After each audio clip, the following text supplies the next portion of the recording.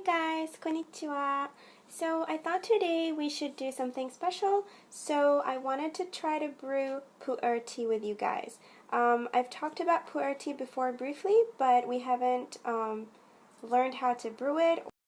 And I have a really special kind of pu'er here that's actually stuffed into a mandarin, which is going to be available in Changwon soon. But for now, I just wanted to show you. So what is pu'er? Pu'er is actually green tea that has been fermented or aged, and it's usually from Yunnan province in China. We have two different categories of pu'er tea. We have shen pu'er and shu pu'er. One is naturally aged and one is fermented. So it's processed naturally. The naturally aged pu'er is going to be more expensive than the one made by manufacturers where it is actually fermented through a specific process in the factory. And you can tell by the color, usually the shu pu'er, which is fermented, is going to be darker versus the one that is naturally fermented. Another way to tell through the dry leaves is the smell. For the one that is fermented unnaturally, it's going to have a stronger smell, earthy smell versus the difference of taste and budget. So you'll have the sheng pu'er is going to be more expensive than the shu pu'er, and the scent is going to be a little stronger in the shu pu'er. For the naturally aging pu'er, it takes about 20 to 30 years for it to reach maturity versus the fermented tea takes about 45 days. So you can see kind of the duration. What I like about this shu pu'er is like it's cute, it's kind of fitted or stuffed into a mandarin. If you smell it, you can smell a little bit of the citrine kind of notes, as well as the distinctive smell. So today we're gonna try the shu pu'er, the one that's stuffed in the mandarin, and I'm gonna start by purifying my utensils. Usually, I have already brewed this tea once, so it'll be my second time now with you guys. And for pu'er tea, you can brew it up to 10 times until the leaves start unfurling.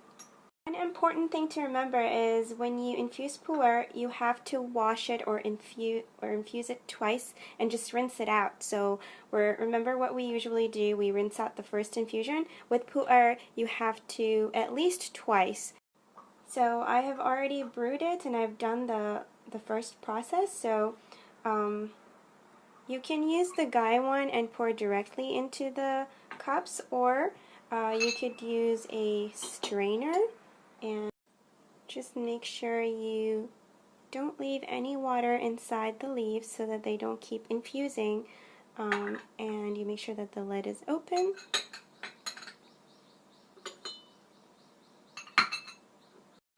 And then you distribute amongst the teacups equally. And pu'er is called dark tea in China because of its dark liquor. As you can see, it's very rich amber. Another difference between this pu'er and the sheng pu'er is that the color will be even darker with the naturally fermented. So that's also another way you could tell if you test out the tea once it's brewed or infused. The interesting thing that I found in the mandarin stuffed pu'er is that it has a lot of stems, which is strange for pu'er tea, because pu'er tea is usually made out of really large leaves and no stems. As this tea has a lot of stems, it's not going to have the same amount of caffeine, so it's not going to be very, very strong. One more thing that you have to understand is that pu'er is not going to have a pleasant scent, so don't let that discourage you from trying the tea because it's actually really good.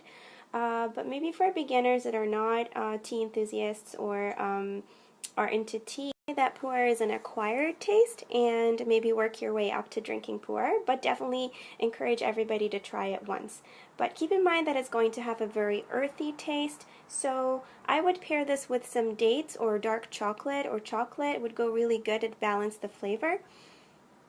Try the third infusion, and like I said, this tea can be brewed up to 10 times, so you can keep drinking it all day.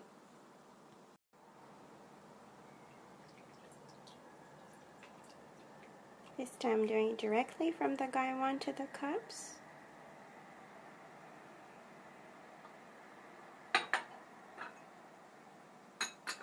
You can see the difference is that you can see a little bit of impurities that kind of fall into the cups.